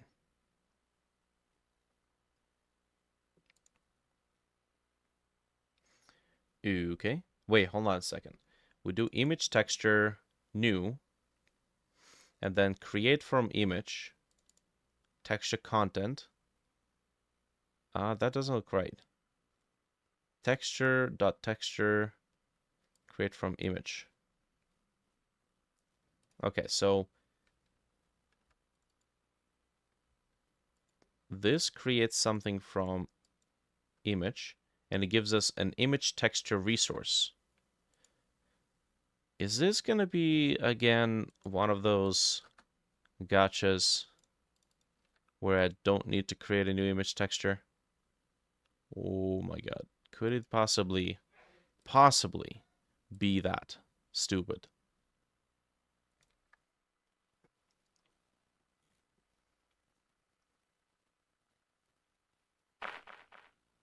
Oh my god. You mother... Okay. Hold on a second. Let's verify that. Let's verify this mother.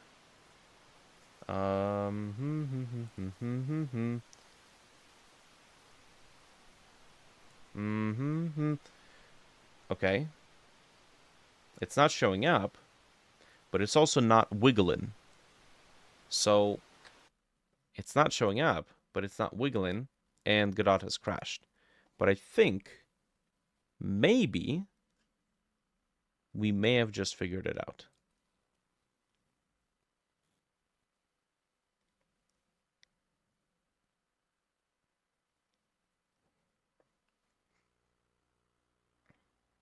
I know that I can say it. I wanna have at least a, a modicum of self-restraint.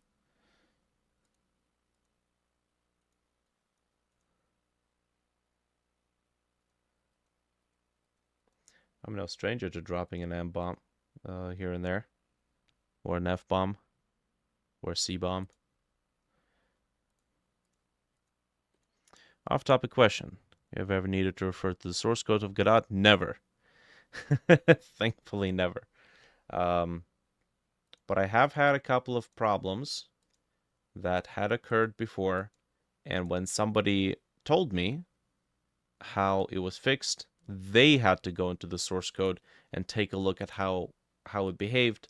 So that's how they knew, and that's how they told me. So indirectly. So I suppose it would be helpful in very edge case scenarios. Okay. Right. So we'll create the texture right here.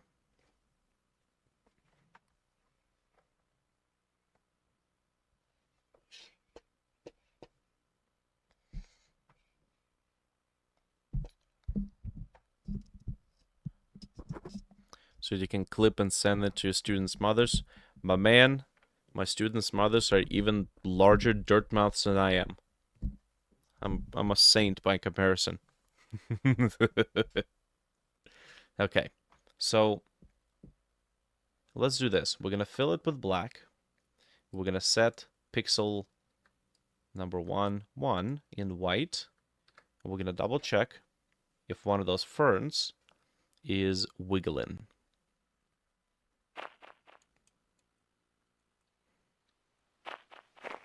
Oh. Oh. Oh, it works already. Nice. It works like shit, but it works. So I suppose if I were to enable visible collision shapes, our shape creation code is still intact from the port. I see the little spheres. They're the same color as the fogs. It's kind of hard to see, but they're there. Are they? I think, yeah, I think so. All right. So that works. All I need to do now is, well, first of all, we can actually slow down the wind speed. Let's go like 5. The ferns are only supposed to be wiggling, um, slowly. And then we need to go here.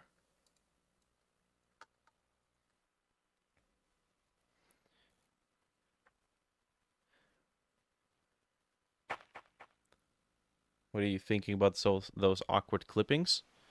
I'm not sure what you mean.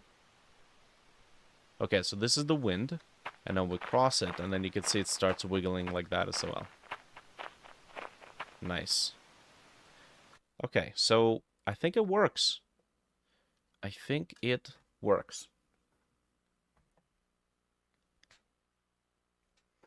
Now, I think it would be nice if it didn't do this in the editor. In which case, how can we prevent it from doing that? This only works on clump ferns at a time. It works if I spread them out. It basically creates an area shape. So one area node, but many shapes for each and every one of these ferns. And that causes them to be able to detect which fern the player just collided with, which doesn't really collide with the fern, just collides with the individual shape. I use the index of the shape to set the index of the pixel on this texture. Like this. Well, you can't see it there, but basically it will look like one of my utility textures that I use for testing. And then in the shader, each and every fern instance number essentially is used or the custom data, I should say. The custom data that we set here, use custom data, and then use a function to apply the RGBA value to each and every instance. It's the only way you can give it like any semblance of awareness of its own instance count. And then we just use the custom data to access a particular pixel in that texture, and then when the player walks over the fern, it just sets a pixel, and the fern that corresponds to that pixel says, okay, we can wiggle now. So if you have the large section with just multiple textures, well, you still only have one texture, but it's one texture per reactive multi-mesh. So I could hypothetically take this and crank it up like that. Right now we got this nice dense region. No limit. There's no way to necessarily limit the number of active areas. I just make sure the areas don't exist more than how many ferns you have. And like, we haven't even reached optimization stage, but I think I can disable the shader code for any fern clusters that are too far away. You can see now that I'm walking around, all the ferns are reacting. Holy crapoly, I cannot believe I actually got it to work. Okay, I do still need to figure out why my character body is sinking into the ground. Oh yeah, like that. Actually, I don't think it's really sinking into the ground. We'll deal with that after. So we have these wiggling ferns. What can we do about that? I think what we can do about that is actually very simple. I just go here, go here, go in here, and then just apply that black texture here. It's going to get overwritten anyways, but that should do it. Now, if it's 32 by 32, we can have a total of 1024 ferns. But you can create way more than that in the instance counter, so we're probably going to go like maybe 64 by 64. Let's see. 64 times 64, 4,000. I think that would be more than enough. Okay. So, what you got to do, every mention of 32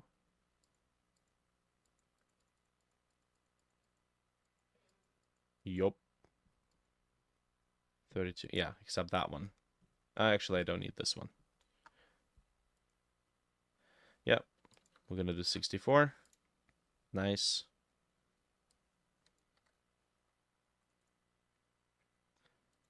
That should do it. Okay. Well, it wasn't the smoothest port process, but it worked. Now, I need to verify something. So if we go instance count, let's do 5. Okay, 5 ferns. I will then duplicate and drag over. Now it has the same seed, but hypothetically it shouldn't wiggle the same exact ferns twice. We had that issue before, and I think we might have that issue again. Would you pull the reference textures and clear them to all black over time? Yes, that's exactly what I do. But I don't do the whole texture, because that's like, you know, if you have a 64 by 64 pixel texture, then, what was it, 4,000? Yeah, 4,096 pixels in total that you need to update. Most of them are going to be black, so there's no point. So instead, what I do is when the player walks into the area, I get the index of the shape, and I log it into an area node. So I only end up adjusting the pixels in that area. Array. I log the index of the pixel into the array, which you can figure out the index of the pixel, the x and y coordinate of the pixel, by taking the index of the fern, or the index of the shape you've just entered, and then its x-axis is taking the number and doing modulus over 64, and then for the y-axis, it's take the index divided by 64, floor it, and then, well, that's it. That's your y-axis, basically. So for one index number, you can get x and y coordinate. Imagine if you took your 64 pixel texture and you stretched it out into this one obscenely long single row of pixels, right? Except you're representing it as a 64 by 64 grid, right? So this is fern index 0, 1, 2, 3, 4, and then when it reaches 63 or 64 here, it goes 65, 66, 67, and it just kind of goes over and over and over and over again like that. Okay, so let me just double check. So, not even sampling. If I walk over this fern, the index of this fern has just been recorded into an array. So I have a piece of code that goes through that array so that it only affects the pixels that are in that array. And then once the pixel reaches black, it is removed from the array. Okay, now. Okay, so I'm not seeing the other fern reacting. So I think we're good.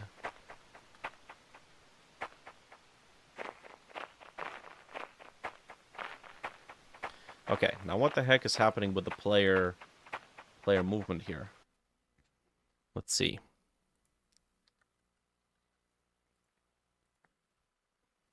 Pop into player. So, what do we have here? So we have this collision shape. Set it to 0. And we have some other stuff here. Floor area. There it is. So floor area is for detecting if we're on the floor, which honestly could just be done with a raycast, which I think there's actually a raycast right there. Lock it up. Lock that up. What is this area? Ground, which literally seems exactly like that's what it's for. Oh, there's multiple grounds there, actually. What's the other one for? Point and click ray. What? Am I still using this? Apparently I am. What the? Set this top level. Oh, I think this is for placing stuff on the ground. The reference texture isn't mapped to the position of the player. Nope. It's just being used like an array of pixel data, pretty much. Yeah, if it was actually storing the player's position and corresponding ferns, dear God. This whole map is just gonna be like a 16K texture. And even that wouldn't be precise enough. So yeah, it's kind of like a little hack. Think of a texture as not as an image, but as a place to store individual pixels. Okay, so we are using point and click ray here. And what is this used for? Placing over terrain. Yeah, this is for placing stuff. Okay, we technically don't need to use it. We could use space states for that instead of raycasts, which is basically just space state's own raycast. Okay, point and click ray. I suppose we could just keep it here.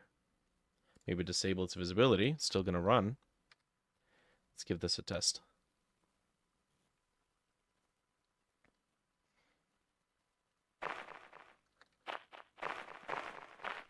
That works. Oh, no, that doesn't.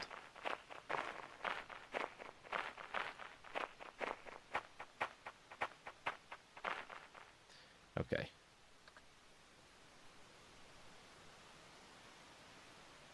Let's double check this. Up direction. Slide on ceiling. Walls. Wall min slide angle. What is this? Minimum angle in radians, where the body is allowed to slide when it encounters a slope. The default is 15 degrees. Let's go 35. Ooh, well, that's gone. Okay. It's not great. I think we just need to have a piece of code that lifts the player up just a touch if the slope where the player's going is low enough. Oh, the joys. Where's my move tool?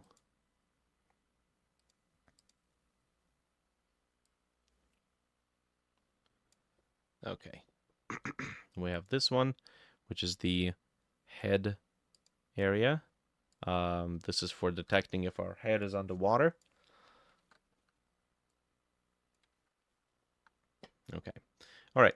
I suppose we'll fix up the terrain or the terrain navigation afterwards. I think that should be good.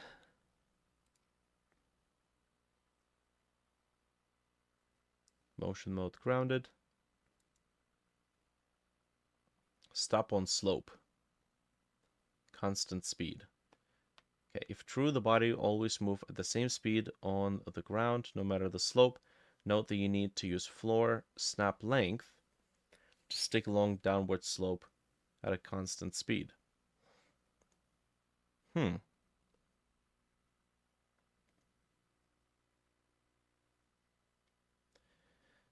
Got it. Cool. Set a snapping distance was set to different from 0.0. The body is kept attached to slopes. When calling move and slide, the snapping vector is determined by the distance along the opposite direction of up direction. Okay. Max angle. I think that's actually what it is. Maximum angle in radians. But what is that symbol, Godot? What is that symbol, Godot? What is that tiny little circle right after the number 45, Godot? Maximum angle in radians. Where the slope is considered floor or ceiling. Okay, can I try this? Constant speed.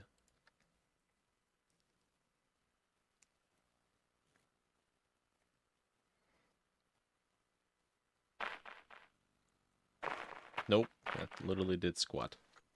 Okay. Alright, that's fine. We'll have to resolve it. Blah, blah, blah, blah. Excuse me, can't even speak. We have to resolve it some other time. I think that's pretty good. Whew. Cool. I am pooped. That's it. I need to call it. I'm gonna end this here. Not bad. We actually fixed the thing. Cool beans. We got some nice interactive ferns. That works. They stick to the ground. And I think we are going to continue this in the next one. Okay. Thanks everybody for watching. Appreciate the company. Another 2 hours to get some progress done. Maybe next time we can worry about doing the recipes and the random recipes for crafting. Cool. Have a good one, everyone. Appreciate the company.